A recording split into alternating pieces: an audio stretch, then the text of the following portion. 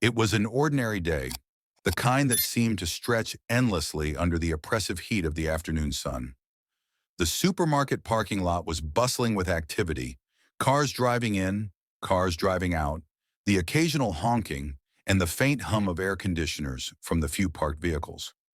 Some shoppers were hurrying into the store to grab last-minute items, while others were simply dragging their feet, clearly lost in thoughts of their day's burdens.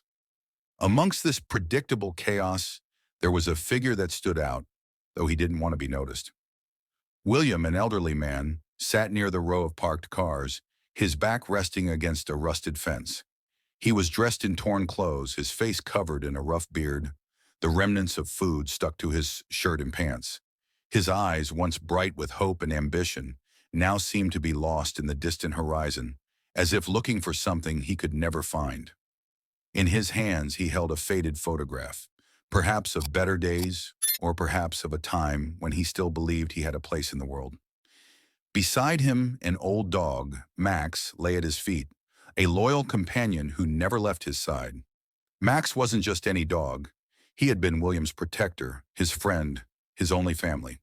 The dog's coat was matted, his once bright eyes now dulled by time and wear. Yet despite their shared condition, there was something undeniably comforting about their bond. William and Max had been through a lot together. In a world that had offered them nothing but hardship, they had created their own small universe, a universe where the harshness of the outside world couldn't touch them. The smell of freshly cut grass, the sound of the wind rustling through the leaves, and the warm golden glow of the sun in the late afternoon were the only things that mattered in their little bubble. It was in these small moments that they found peace, but peace, as it often does, was fleeting.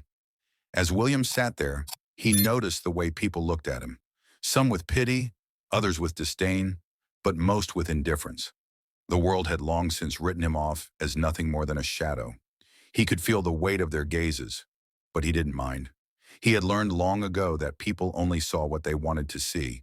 They didn't see the man he once was, the man who had dreams, ambitions, and the energy to chase after them. No, now they saw only the discarded remnants of a life that had gone off track. Max, sensing the change in the atmosphere, looked up at William and gave a soft whine. William gently stroked the dog's head, offering him silent comfort. It was moments like these that made everything feel a little more bearable. But then, a sound broke through the tranquility. It was a motorcycle, a roaring engine cutting through the air like a knife. The distinct sound of a Harley-Davidson filled the lot, and William could feel the vibration of the engine in his chest. It was a familiar sound, but not one he particularly liked. The motorcycle's rider seemed to be making a point of announcing his presence, revving the engine repeatedly as he approached the parking lot. William didn't flinch, didn't even bother to look up at the newcomer. He had seen many like him in his life, the type who walked around with an air of entitlement, thinking the world owed them something. The rider, a man in his mid-30s, had that look. The dark leather jacket, the heavy boots, and the smug expression that seemed to say, "I own this place."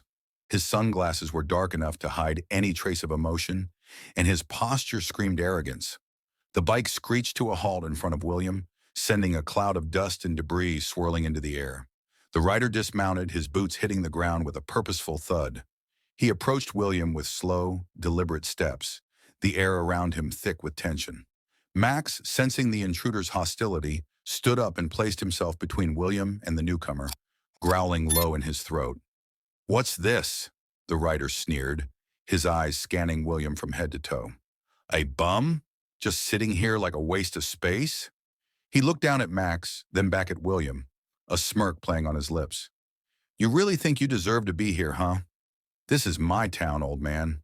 William remained silent, his eyes still focused on the ground. He wasn't interested in arguing with this man, but there was something about the rider's tone that made his skin crawl. It wasn't just the arrogance, it was the sense of superiority, as though people like him were above the rest of the world. The biker continued, growing bolder with each word. "You probably have no idea who I am, do you?" He laughed, almost as if he found the idea amusing. "I'm someone who matters. People like you, people who've given up, people who are nothing. You don't matter. You never will." His voice was filled with venom, each word dripping with disdain. Max, still standing guard in front of William, let out another growl, this one louder, more forceful. The dog wasn't backing down. William could feel the tension building, but he didn't want to escalate the situation. He didn't want Max to get hurt. The biker's eyes flickered to the dog, and a malicious grin spread across his face. "Oh, so you think your dog's gonna protect you, huh?" He laughed, as if the very idea was absurd. He reached down and grabbed Max by the collar, yanking him away from William with a harsh tug. The dog barked and struggled, but the biker's grip was firm, his strength overpowering the animal's resistance. The crowd, which had been watching from a distance, began to murmur. Some seemed to be concerned, but no one stepped forward. It was clear that no one wanted to get involved. William's heart raced. He couldn't let this happen. Not to Max. Not to the one thing that kept him going. "Let him go," William finally spoke, his voice hoarse from years of silence. He pushed himself to his feet, his knees shaking slightly. But there was a fire in his eyes that hadn't been there in a long time. "Let my dog go." The biker chuckled, a cruel, mocking sound. "What are you going to do about it, old man? You think you're some kind of hero? You've got nothing left." He tightened his grip on Max's collar, and the dog whined in pain. William took a step forward, his hands trembling with rage. "Let him go," he repeated, his voice more forceful now. "You'll regret it if you don't." The biker, amused by the challenge, stood tall and squared off with William. "Regret? You think I care about your threats?" He pushed William back with a rough shove, sending the old man stumbling a few steps backward. But William didn't fall. He steadied himself and took another step forward, his eyes locked on the biker's. It was a moment of reckoning. William realized that this wasn't just about Max anymore. This was about standing up for himself, for something he had almost forgotten. The power to fight back, even when the odds were against him. The biker, standing tall and exuding arrogance, took a moment to size William up. There was a glint of something dangerous in his eyes, a kind of calculated amusement at the old man's challenge. William, despite his frailty, was standing his ground, his fists clenched and his chest rising and falling with steady breath. There was no turning back now. Max, still struggling in the biker's grip, let out a whimper, his eyes pleading for help. William's heart tightened. He could feel every ounce of his energy draining out of him, but his resolve was unwavering. He had lived a life of hardship, but in that moment, something within him stirred, something he hadn't felt in years. "Do you really think you can take me on, old man?" The biker sneered, his voice dripping with mockery. "I've crushed people like you under my boot before. You're nothing." William's mind flashed back to the days of his youth, to the times when he had once been fearless, driven by ambition and the desire to make a difference. But somewhere along the way, life had broken him. The loss of loved ones, the disappointments, the betrayals, they had worn him down.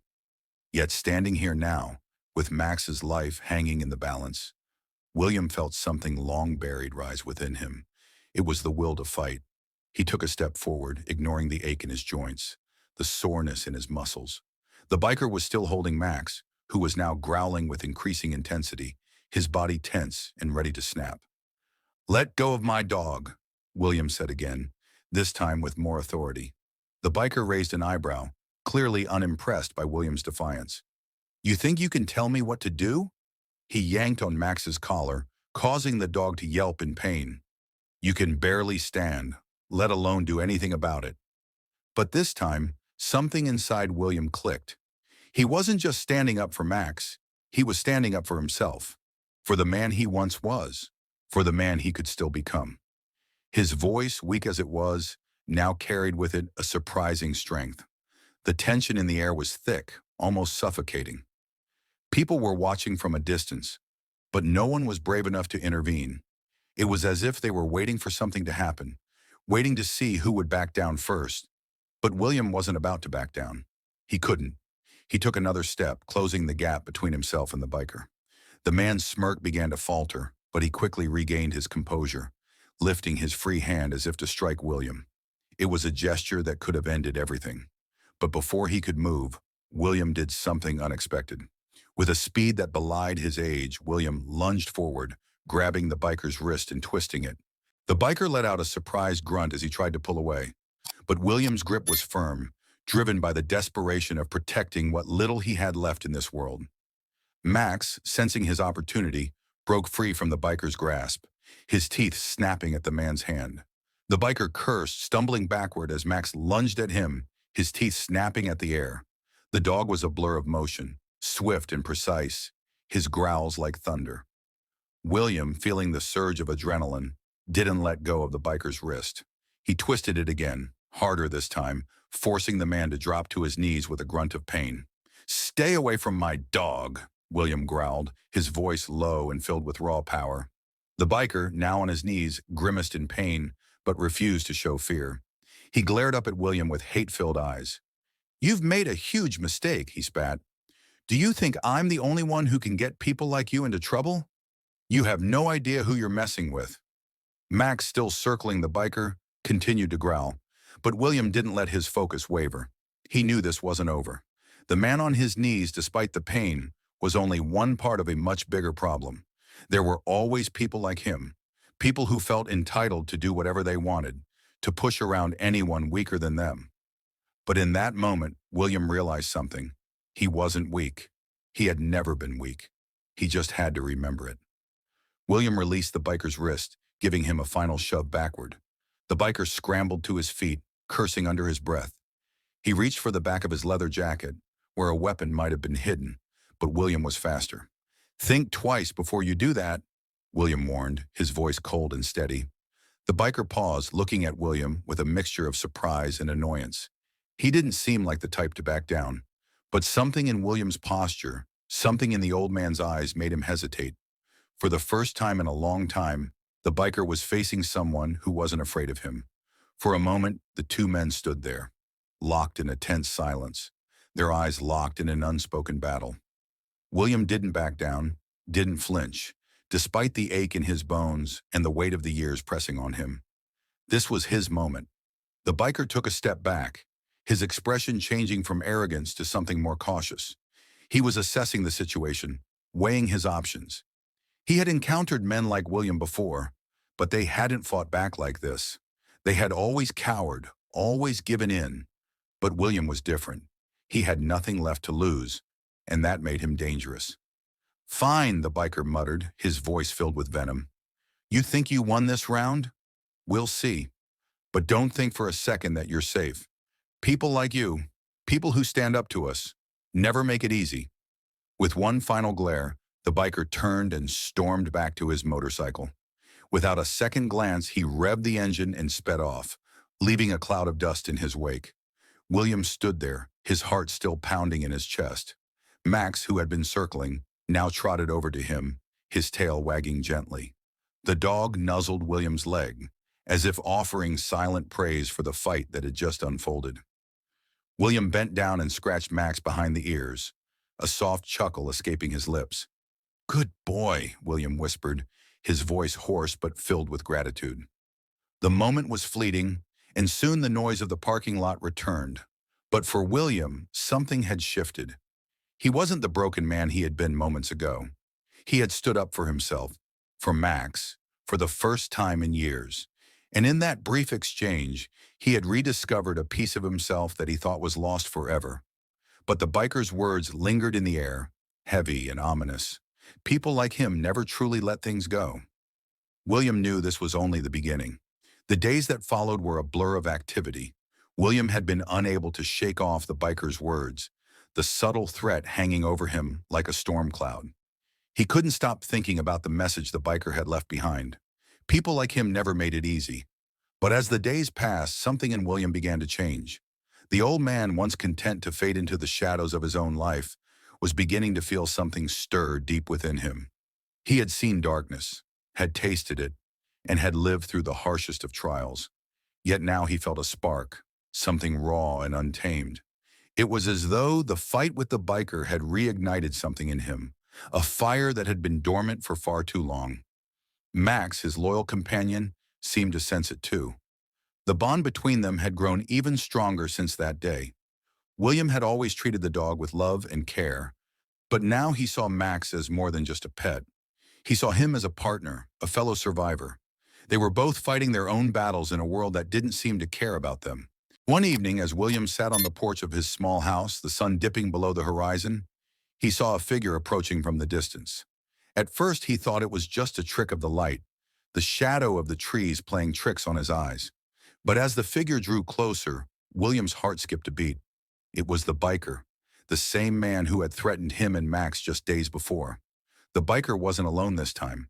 Behind him, a group of men followed, all wearing leather jackets adorned with patches and symbols that William recognized. They were part of a notorious gang, known for their ruthless behavior and violent tendencies. William's blood ran cold. Max growled beside him, sensing the danger. William's hand instinctively went to the small pistol he kept hidden in his coat pocket. It wasn't much, but it was better than nothing. He wasn't about to let anyone threaten his life or Max's again. The biker came to a halt just a few feet from the porch, his eyes locking with William's. There was no humor in his gaze now, no arrogance, only cold, hard resolve. "You didn't get the message the other day, did you?" the biker said, his voice low and threatening. William didn't flinch. "I understood it just fine, but you're the one who doesn't get it. I'm not afraid of you." The biker smirked, but there was a darkness in his expression now. "You should be. You've got no idea what you're up against. We run this town, old man, and if you think you can just stand up to us and get away with it, you're sadly mistaken." William stood up slowly, his heart pounding, but his mind clear. He could feel the weight of the situation, the gravity of the moment. This wasn't just about Max anymore. This was about something much bigger, about standing up against injustice, about refusing to be intimidated. It was about taking a stand for what was right, no matter the cost. "I've lived through things you wouldn't even begin to understand," William said, his voice steady. "You may think you can scare me, but you're wrong. I've been broken before. I've lost everything. But I've never lost my fight, and I'm not going to start now." The biker's eyes narrowed, and he signaled to the group behind him.